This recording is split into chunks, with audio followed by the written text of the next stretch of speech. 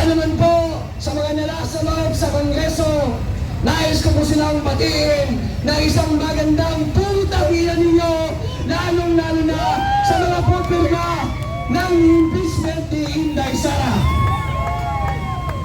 Hindi po kami naririto dahil pigilan po namin, dahil alam na po natin mga kababayan, ay yun talaga ang gusto nila, ay ang mga isumite ang kanilang impeachment, pirmahan ang kanilang impeachment dahil sa dahilanan lamang po dahil po kanilang pirma. Alam naman po natin na kanilang sinasabi, meron po itong kapalit. Ngunit dalawa abstain ata. narito po tayong lahat, hindi para magbago ang kanilang kaisipan. Narito po tayo lahat dahil ipatawa natin sa kanilang mga putang ng pipirma sa impeachment na mahal natin si Inday Sara Duterte. Mahal niyo ba si Inday Sara Duterte? Isang malakas na Duterte! Duterte! Duterte! Duterte! Kaya mga kababayan, kami po sa lahat ng mga narito, hindi mo tayo magpapatigil, hindi mo tayo magpapatigil sa lantarang ginagawa nilang pagkagago sa ating mga kababayan. Alam naman po natin ang mga mali-maleta ang mga dala nila, ang mga skandalo na ibinibigay nila sa ating sambayanang Pilipino. Kung kaya't yung mga matitindi at matitiginag natin na kasundaluhan, lalong-lalo na sa 16 na Marines at 2 Army na kung saan ang tinawag na 18 soldiers na lumabas after kay Gutesa at hindi na inalintana yung kanilang seguridad dahil ang prioridad nila ang mailantad ang katotohanan dahil hindi na masigura ng kanilang sarili at ng kanilang pamilya na ang kinakain nila ay galing na sa hindi magandang pamamalakad ng ating gobyerno sa pamamagitan ng pagbibigay ng ayuda, sa pagbibigay ng mga tubag. Para makita natin. Bobo ang mamamayang Pilipino. Ginagawa tayo ng mga iilang politiko. Kaya po, tayo po ay patuloy na mananawagan na ang mga wala dito sa amin ngayon ay sumama na kayo, makisa na kayo, huwag tayong pumayag na patuloy tayong gaguhin ng mga putang ng mga congressman at congresswoman na naroon sa loob at nagpailalim sa pagbabayad sa kanila ng mga mali-malita ang mga pera ng bayan. Kaya mga kababayan ko, nagkaisa po tayong lahat, lalong-lalo na ngayon. Alam naman natin na nanalo po si Senador Peter Cayetano. 13 po ang bumoto laban sa kanya. Mabuhay si Senador Cayetano! Siyam lamang po ang bumoto kay Soto at 2 naman po ang nag-abstain. Ano po ang ibig sabihin nito?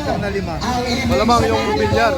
kahit mahigit na congresswoman sa impeachment ni BSP Sara, pag-akyat sa impeachment court, alam natin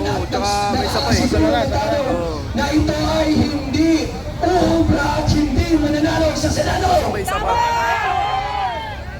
Kung kaya mga kapatid o mga kababayan, maya-maya lamang kami po ang aming grupo ay tutungo din sa Senado upang magbigay suporta sa mga pilit o gustong ipahuli sa ating mahal na senador na si Senador Bato na sa kasalukuyan naroon na po ang mga miyembro ng National Bureau of Investigation sa labas.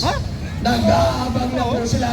Kung kaya kailangan po nila, kailangan po nila dapat ang gawin nila yung ang ating tulong blackout eh, upang sa magbigay helicopter, suporta sa Senado total, Senate President na si Alan, pwede niya authorize helicopter, dapat si ano, no? Pag sa loob, di naman siya mahuli sa loob. Ha? Kasi nga, kaya nga, hindi naman siya pwedeng kwan. Kasi speaker na eh. Mas speaker na pwede na yun, pwede na niya payagan yung helicopter sa ibabaw. Blackout din pa to. Ilalabas. Dapat ganun yun. Bibigay ko po muna kay Kuya Placido. Yeah, may announcement. May announcement. Patuloy ba tayong lalaban para sa mga Pilipino? Patuloy ba tayong lalaban para sa inabuso at kinikipit na kapwa natin Pilipino? Mga kababayan, sa mga sandali pong ito ay nagkakaroon ng gulo sa Senado sapagkat ang isang hayop na si Trillanes ay nandun kasama mga NBI gustong dakpin si Senator Bato de la Rosa kahit na wala namang warrant of arrest. Papayag ba sa bayan ng Pilipino? Sabot! Susuporta ba tayo? Sabot! Susuporta ba natin ang ating saligang batas? Sabot! Susuporta ba natin ang isa na namang kikipiting senador? Mga kababayan, sa puntong ito ay nais po namin kayo kanyayan. Tayo po ngayon ay magsama-sama, magtipon-tipon sa bahay ng Senado. Sakay na kayo doon. Sumakay na kayo doon. Sakay na. Ka-create ng division. Hulaan nyo. Nagkakagulo kami sa Mindanao. Yung magkakasama, nag-aaway na. Maawa po kayo. Nandyan po yan sa third party monitoring team after getting the cup. Sana po, yun ang mananaig. Ngayon po, nagrarally sila doon. Sana si Tatay Digong, sana wala yan. So, ang amin po ay ipagtanggol ang Pilipinas against corruption at pagkaguluhan. Notice sa inyo, hindi ba pumasok sa isip nyo na parang practice of execution sa iyo yung ginawa kay PRRD? Actually, naisip ko yon at that time na nandun ako, na nakakulong ako sa Krami. You know why? Nakita ko doon ng mga documents kung anong gusto nilang gawin kaya Pastor Kibuloy. Kasi at that time, una nilang hinuli si Pastor Kibuloy. Pinasok nila ang KOJC. Sumunod, pinaharap nila si General Bantag. Sumunod, ang nakita ko pa doon na si PRRD. Nandun lahat ang mga dokumento na nagpapahayag, naka-folder lahat na yan kung anong gagawin nila. All was planned. Lahat planado na. Kasi bakit? This is diversionary tactics. Dahil sa mga ninanakaw nila, gagawin nila, ito divert natin ng tao dito. Pag nandun ang pag-iisip natin, nandun ang atensyon natin, hindi natin nakikita paano nila ninanakaw ang kaba ng bayan. Ang flood control, ang lahat ngayon, nakatutok nga lang tayo, isa lang flood control eh. Diba? Paano yung PhilHealth natin, GSIS natin, ang mga GOCC na mga natin, company, na mga kumpanya ng gobyerno. Diba? DIC, PDIC. Oh, diba? Ang customs, number 1, customs. Sino nasa customs? Putang ina, kapatid. Nili Satanas. Oh, diba? Siguro wala na. Tabo-tabo talaga. Ngayon, yung perang ninakaw sa bayan, yan ang pinamumudmud dito. Yan ang pinamumudmud dito sa gobyerno, sa mga taong gobyerno na dapat kakampi sa tao. Yun ngayon ang nandoon ngayon na ginagamit nila, hindi ngayon magsasalita ang mga yan.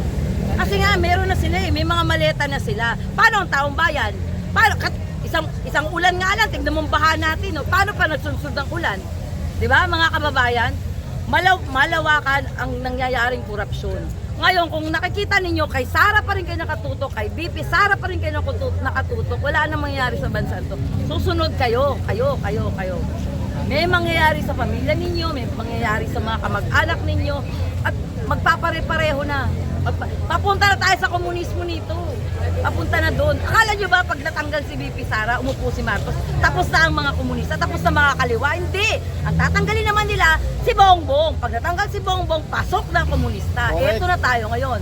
Yan ang katotohanan na gusto ninyong mangyari. Wala kayong pakialam. Kami dito, nagpapakamatay para sa taong bayan, para sa Pilipinas, para sa konstitusyon. Nakipagpatayan ng mga hero natin noon. Pero ang ginagawa natin ngayon, pinapabayaan natin. Hindi ko inihiling na lumabas kayo. At sinasabi ko lang, mamulat ang mga isip ninyo. Ano ang nangyari sa bayan nyo? Hindi ito para lang sa akin, para sa pamilya ko, o para sa mga kaibigan ko. Para sa lahat to, sa inyo. Ako nga, willing na ako dyan eh. Kung ano mangyari sa amin dito, umulan, umaraw, dito kami. Thank you, ma'am. Salamat po. Salamat.